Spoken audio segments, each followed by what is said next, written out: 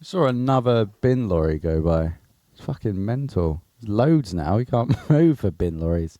Welcome to Drum and Drummer, a podcast focused on drums, drumming and drummers.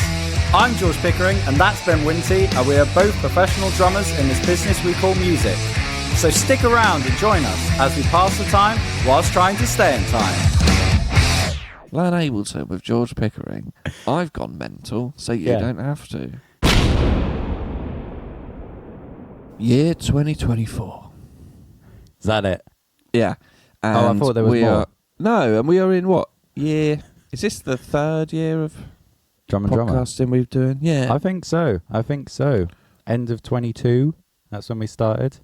We'll Or be was it- 3 years in November. Was it end of 2021? It might have been. I think it was end of No, it 2021. was. Shit.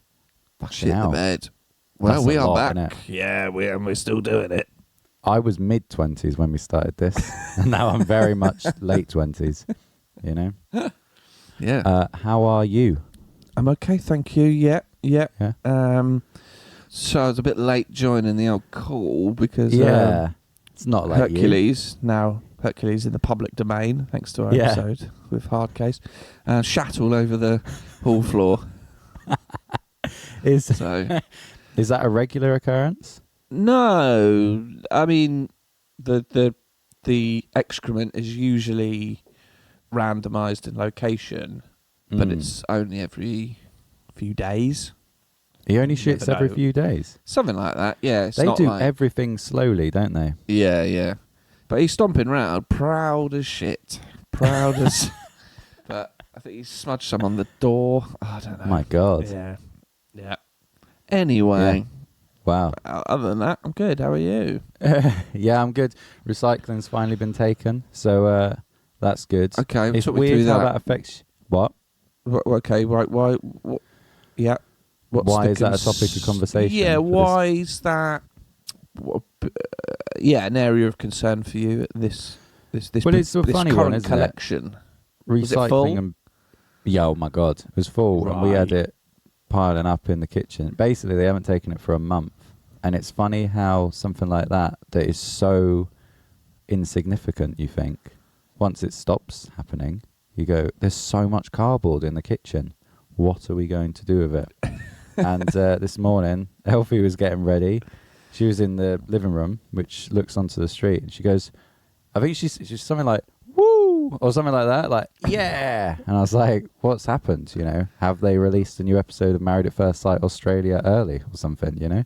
No, the recycling was taken. And that is, when you're nearly 30, living in a flat, that's exciting. You know what I mean? I've just realised that this isn't, I feel like I'm so used to doing these guest intros and we have like 5 minutes to chat and then that's it. But it's hit me. No, this is us. This is all It's just us today, yeah.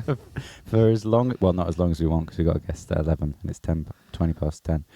But yeah, bins have been taken, so that's a load off. Why Has it been a month? I think I don't know, genuinely, it was something like the lorry broke down once and then they just got behind on everything, you know, Right. and they just couldn't catch up. Maybe they need to take recycling from more important places. I don't know. Who knows how they work these things. But that's our mornings. The tortoise is shat on the floor and recycling's been taken. Yeah. These are the Shall I- dazzling heights of being a drummer. Yeah. Mm. If you've joined today after listening to another episode, you know, this is how it goes sometimes. It's not all drums. But I'll talk some drums if you want. Yeah, do it, man. Well, I sort of oh God, I don't even know the formation of the episodes coming out, but on the intro to Ollie Wood's episode, I spoke Which came out briefly last about- week. Brilliant. Cool. So last week's episode, I briefly spoke about a gig I had in London with the fabulous Mackenzie. And I just kind of wanted to chat about it a bit more. Just, you know, the lead up to the gig and the gig itself and post-gig. Because it was all quite interesting. It was a bit last minute, you know.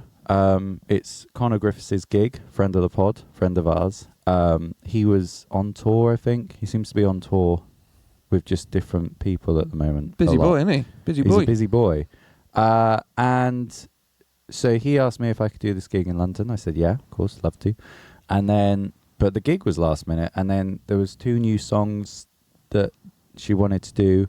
And I sort of got sent them the night before, which is fine. It's sometimes how it goes. But it was just sort of like, right, quickly learn them, you know, sort of thing. And I quite like that isn't, I don't know how to word it, but if you get sent songs last minute, I like that I'm at a point now where you go, well, I'll be all right, you know? I sort of had, the rehearsal was at, 10 a.m. and I had the dentist at 9 a.m. That was fine. You know, 58 quid to be told your teeth are fine. So that's good. I'd do it for 40. Yeah. I could tell you your teeth are fine for 40 quid if you want. Exactly. Yeah. So basically I woke up at like 7 and was like, right, let's learn these tunes. I don't know. It's just interesting how you get to that point as a musician, as a drummer, you know, before learning 2 songs. It's like, fucking hell, that's going to take weeks. Like when you're 16, you know, like trying to learn a song. But I quite like the process of it now. You're like, right, let's listen to it and then listen to it again and write down the structure and then listen to it again and write down any sort of specific things about it. You know, any weird feels or anything. Question. Yeah, go on. So, a few questions. One, what were you given as reference to learn from? A studio recording, a live recording? Oh God, I've kicked my... Hang on, my headphones have come out. We're back in. What were the reference? Well, I was sent the master tracks and I was also sent the backing track that I'll be playing along to, which I put in the SPD. But yeah, does that answer the question? Is that good enough? Yeah, so you had a studio recording. Yeah. It wasn't like, because that's another thing that opens up a whole other avenue. Sometimes you might just be sent a live video or something, you know, that's common practice. Hey, would you learn this set? And you get sent, I've had it where you get just sent a video from a show and it's like someone's just set up a camera and they go, learn this. And you go, what? It's like, it's quite, I don't know, bad quality and you're trying to work out what the drummer's doing and, you know. But anyway, follow-up question. Yeah, shoot. Was the master recording, does that have real drums on it? Yeah. Or was it like a Ren thing where it's... No. Live It was all real shows, but I'm pretty sure it was Connor as well himself. So I was just learning whatever he'd put down on the track. But even just think there was a lot of pushes in one of the songs, and it's like, right, make sure you get all the pushes. You know what I mean? But yeah, anyway, so we did the rehearsal, and it was good. But it was all sort of like right last minute, and at one point, admittedly, like I just put the tracks in the SPD really quick. And then the click came out front and I was like, fuck, okay, let me change that, you know. And it was sort of a bit stressy. It's like, right, we've got this gig and it's quite a big gig. And it was one of those gigs where I was really looking forward to it. But there's always that part like, I hope nothing goes wrong, you know. Because it felt like, I don't know, what if it does? What if the click comes out front? And I knew I'd said it right. But there's always that little thing in your head. Even when I do shows with Ren and we feel like we've got it down now, like, okay, I know everything is solid, but there's still a thought like, yeah, but what if it isn't, you know? And it's just this sort of worry. So anyway, the gig was in London. It was on a Tuesday night, and I mean, I spoke about it briefly last week.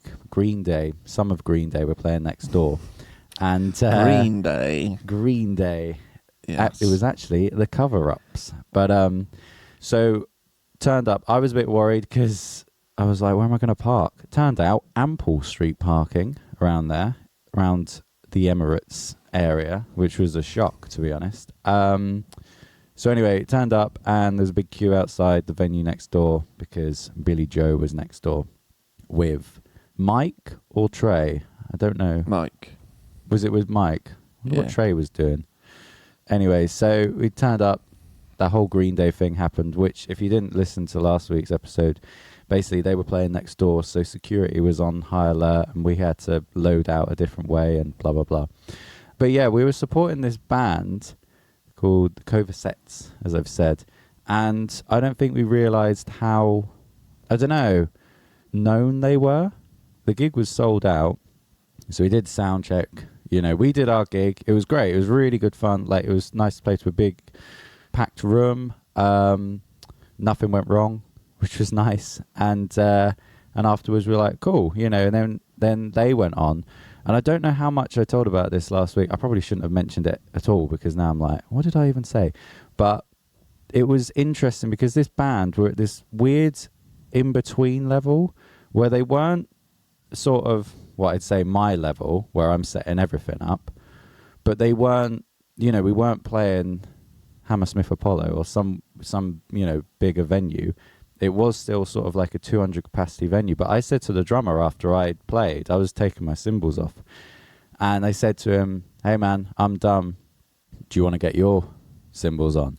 And he was like, nah man, it's all right, I've got someone to do that. And I was like, oh, okay. You know, almost so it was like, so they weren't going out there setting up their own stuff. You know, it was sort of like, oh, we were like, oh, I don't think we realised how big they were. And after they played, I mean, their gig was great. You know, they really had a solid fan base, it seemed, who knew all the songs and they would sing along to everyone, and it was great. And then after the gig, we were in the backstage area with them, and me and Duncan, we were like, we'll leave you guys to it, because we had to share the same dressing room. So we'll leave you to it. We'll just get out your way. And we tried to leave the dressing room, and it was just all these girls wanting signatures and photos outside the room. And I was like, you Not guys are going to have to, you're going to have to go, because we could, you know, we can't get out. So they went out, and yeah, it was like, oh, this band were bigger than we thought. I don't know. I feel like it's so often you'll play a gig and there's like a headline band in inverted commas, which might just be the band that are on last. And, you know, there's 12 people you're playing to. But it was weird to show up to a venue thinking it's going to be that. And you're like, oh no, it's actually a proper gig, you know? Yeah, it was one of those gigs where it's like, I hope it all goes well. And it did, you know, because it's an interesting one, the whole playback thing, because it's something, you know, I'm quite confident in doing it now, but there's still that little bit at the back of your head that's like, but what if it all fucks up? What if the click does come out front of house, you know? Which leads me on to, I've been teaching someone else Ableton, and I think it might be something I'd do a bit more. I don't know if he listens to this, he might. Guy called Jacob, Brighton drummer, Pat put him in touch with me, and yeah, it's just cool. It's been fun to teach more people how to do it, because, you know, without getting cheesy about teaching stuff, you learn stuff when you teach people stuff. You know what I mean? So I really made sure I'd kind of, I don't know, written a whole formula. I said, right, I'm going to teach this one lesson. I won't clock watch, as it's called. You know, try and do it for an hour, but if it's an hour and a half, it's cool. If it's 2 hours, it's cool, you know. And just be like, right, this is how you create a project for a song, you know? And I just did what I do with Rem's songs. And it's weird because already it's sort of like I know exactly what to do now. So it's like, well, this is obvious to me. I'm sure it's the same if you ever teach someone in the recording studio, like, well, this is how you do it, you know? But to them, they've never done it. It's like, what? Sorry, do that again? So yeah, it was great. But there was like a few things. There was kind of only really one thing that he asked and I didn't know, and it was just changing the color of all the stems, and it's just something I haven't done yet. And he was like, how'd you do that? And I was like, I don't know, but let's look it up. You know, it was quite nice, you know. So it's sort of like I'll teach him or anyone all these things, and then there'll be like a question and I'll be like, ooh, I don't know, but let's, you know. And it's nice to not feel like, shit, I don't know, sorry, I'm a fraud, I don't know what I'm doing. And be like, okay, I can do all of this, but that is something, you know. Why is that like that? I don't know. It's a good question. I just do it. Let's find out, you know. So that's good. And if you're listening to this and you want to learn Ableton, come at your boy. Come at your boy.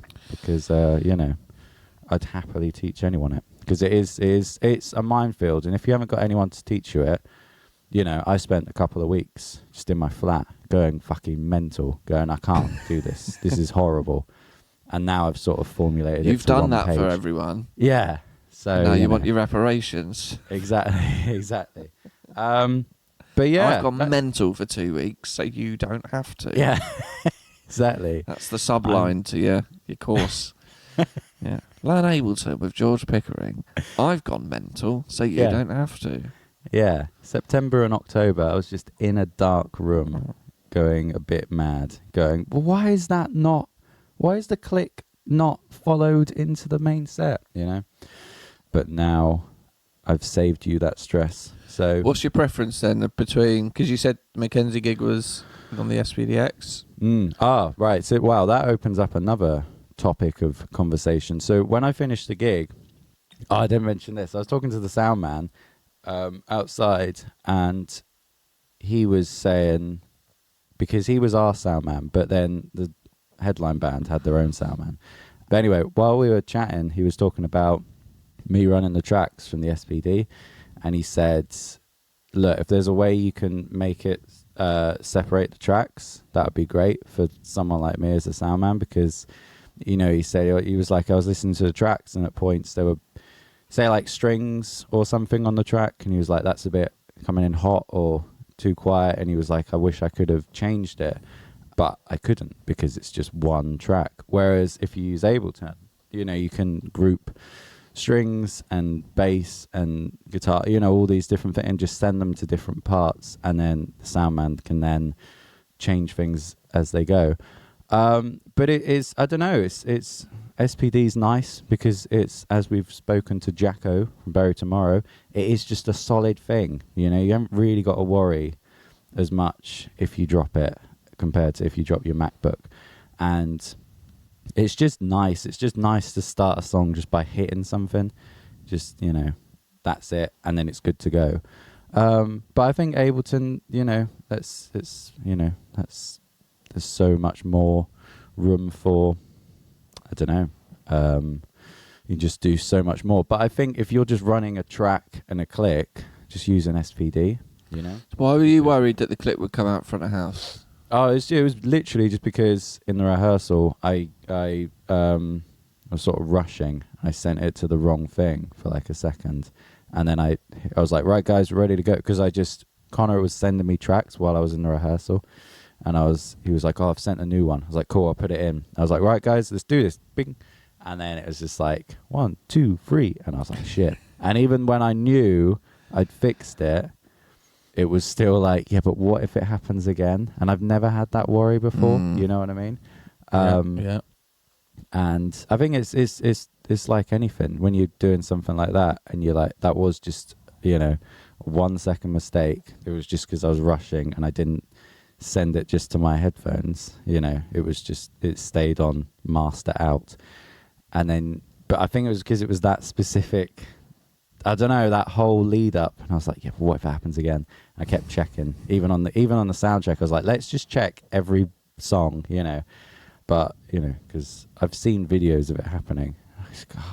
Like, that's the worst nightmare.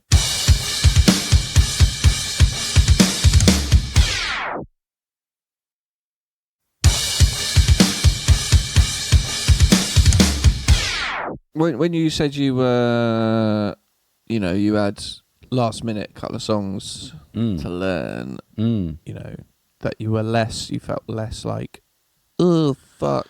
And you were a bit more like, yeah, fine. Was that more in terms of actually learning the drums or handling the playback? Learning the drums. I think playback was fine because I sort of knew there's a process. You can get this really good thing that Connor put me onto. I'm sure most people use it. SPD editor. I used to, right, this is going really drum nerdy now. So if you're a drummer listening to this, who has used an SPD for tracks, the way I used to put tracks into an SPD was I'd put all the tracks on like a USB stick and then put that into the SPD, and then from there program it, and you'd see all the different MP3 files and the click files, and then you put them all specifically in. And I used to just do it like that. I just, you know, that was just how I did it. That was how I learned. And then it was actually when I did the first gig with Mackenzie, Connor was like, oh no, don't do that. That's mental. Get SPD editor. And it's great. And people might be listening to this going, yeah, of course that's what you do. That's obvious. But you also some people might not have heard of it. But yeah, it's you just link up this program with your SPD and then just drop all the files into the program, and then they're there on the SPD, and then you're done. You know, so it's a bit of software on your computer. Yeah, just a bit of and it's not. I don't even think it's SPD software. I think someone just made it, and everyone went, "Yeah, this is great. This works." You know. So point being, to your question, I wasn't worried about putting the tracks in. That was fine. It was that wasn't the time-consuming thing. It was the drums, but that was the part that I was like, I can do that. You know, I can. I don't know. I know it's not going to be avant-garde jazz, you know. But, I was talking to someone about this the other day. More and more, every time a gig comes in, I'm less stressed about it in terms of, can I learn all these songs? You sort of go, well, I've done it before, so it'll be fine, you know, and there's a process to it. And it's just doing one thing at a time, you know. Just listen to the songs. Just don't do anything. Just go, right, let's just play them and just sit there, you know, rather than going. I think what I used to do is you put on a song and then just start trying to play along instantly and be like, oh, wait, what was that?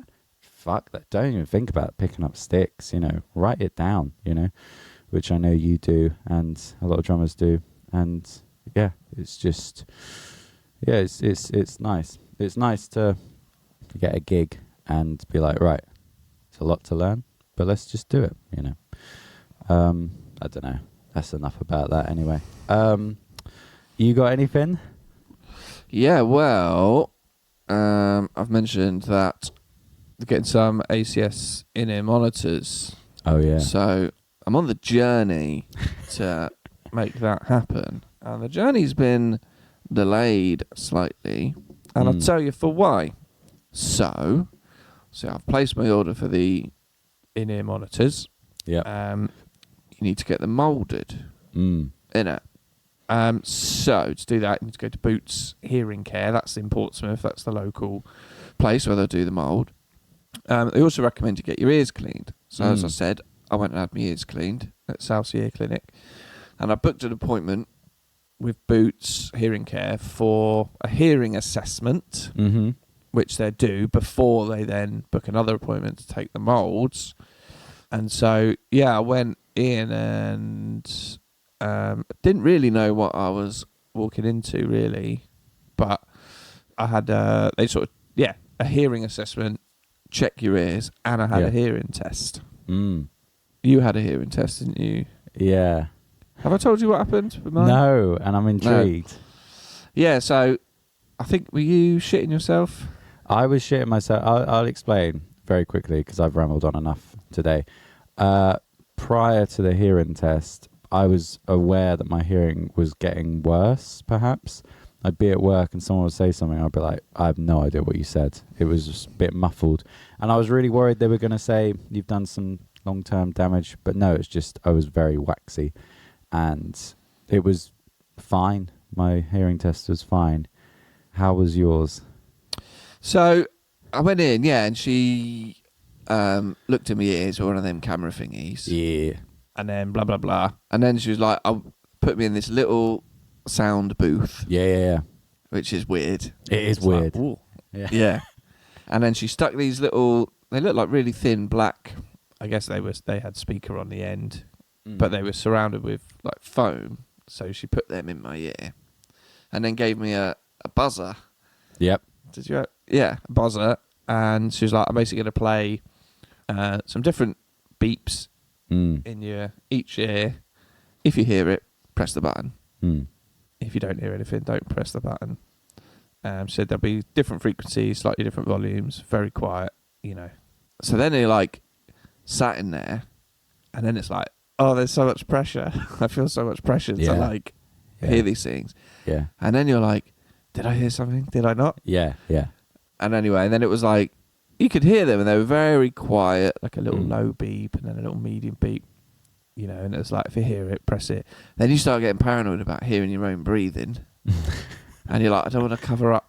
And anyway, so I did it as best I could. And I think, but then you're like, I've not heard anything for a while. am I fucked? Do you know what I mean? Is this, Mm. or is this meant to be, you know, Mm. she's trying to catch you out. I'm not going to do it regularly every 4 seconds. Yeah. But anyway, so I did it, and then she showed me on the computer. She had this like graph up, and I have mild, like there's in the graph, it's got frequencies and then a damage sort of report.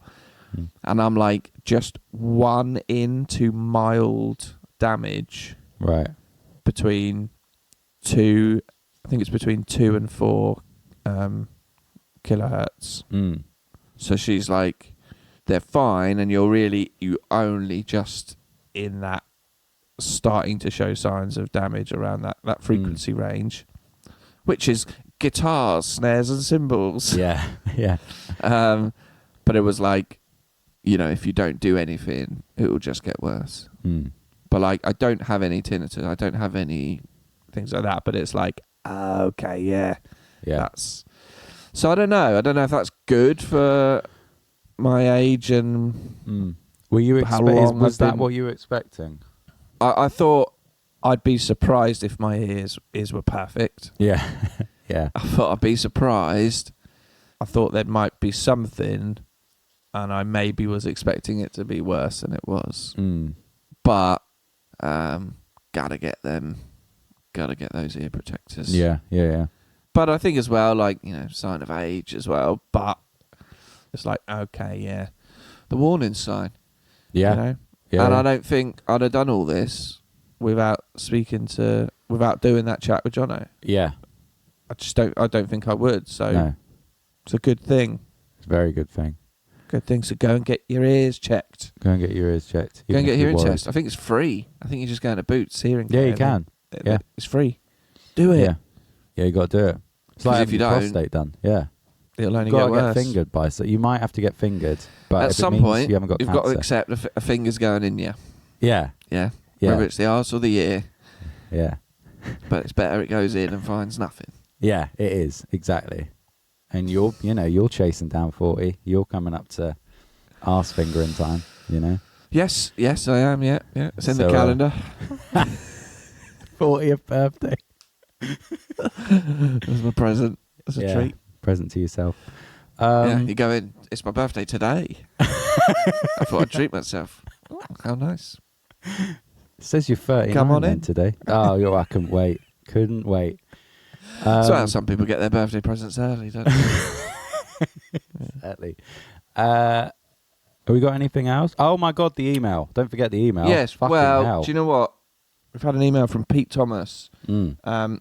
But to do it justice, because he's asked about, started talking about like overhead and ambient mics. Yeah. Recently in mixing, and I think I'm going to do it more justice next time. It's just me and you.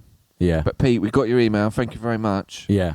But we got distracted by Ableton and fingers in the arse. So Yeah. we'll start an episode with that. Yeah. And I can run down in detail because I could talk for quite a while. Yeah. about No, that'd be it. good. So, Pete, thank you for your email. Yeah. Thank you, Pete. Anyone else? Get in touch. We'll add it to the queue. We'll add it to the queue of emails. You know, getting quick, you'll be number 2 in the queue. Yeah. But yeah, drummerpod@gmail.com. It's still and hesitation. Instagram and that. Yeah. Yeah, No. it's I'm annoying. not, We've got 'cause them all I slightly don't- different. I mean, I don't remember any of but them. just if you listen to this, look in the description. It's got all the links. Yeah, This is it. Go and to then our give link it tree. 5 stars. Thank you very much. Yeah, follow, Our share ratings it. have got. We're up to 14 5-star ratings on Spotify. Are we? now, so we're That's getting good. there. Yeah. But well, this is a good chance to say if you're one of our listeners and you listen on Spotify, please give us a rating because it helps. Apparently, I don't know how it helps, but it does. Because you get suggested to other people. This is true. Other Do we people want that looking. though? I want this to almost be like Fight Club. Do you know what I mean? First rule of Drum and Drummer listening is don't tell people. And we've got this weird cult of people that just, you know. I want just loads of money. So, loads of people would be great. Cheers. Yeah, it would be good. It would be good. I mean, do we mention? I we want got- Fight Club the film, not Fight Club the I don't want to have to actually within fight the Fight Club. our listeners, if that's what you mean. No, I'd destroy them all. But it's not No, you'd be quite nippy and wiry. Who would win in a fight out of me and you, do you reckon? I think you'd outdo me stamina. Absolutely. Yeah. But I reckon if you got a good punch in or something, Yeah. I reckon you got the power. Come at me, bro. Try and knock me down. Well, I think that's the thing. I think my technique... I just hold you away. Well, this is it. I think swinging. if I tried anything, it wouldn't have an effect on you. I'd be like trying to punch up and just nothing's happening. So I think I just have to be like one of those boxers who just keeps running around the ring and the other boxer's trying to do something and it's like, nope, no, nearly, nope, like that. And I just wait till you're knackered and then just, collapse. Yeah, I think that'd be how it goes. It's a shame that we didn't talk about the Pete Thomas thing. Instead, we talked about who would win in a fight between me and you. And it depends if I've just had a finger up my ass. Well, this is it, yeah. And we'll see you next week. Thank you very much for listening. Mental. Yeah. Bye. Bye. Thank you for listening to Drum and Drummer. You can find us on Instagram at Drum and Drummer Podcast. And you can send us an email to drumanddrummerpod@gmail.com. Remember, just pick up the sticks and twat it.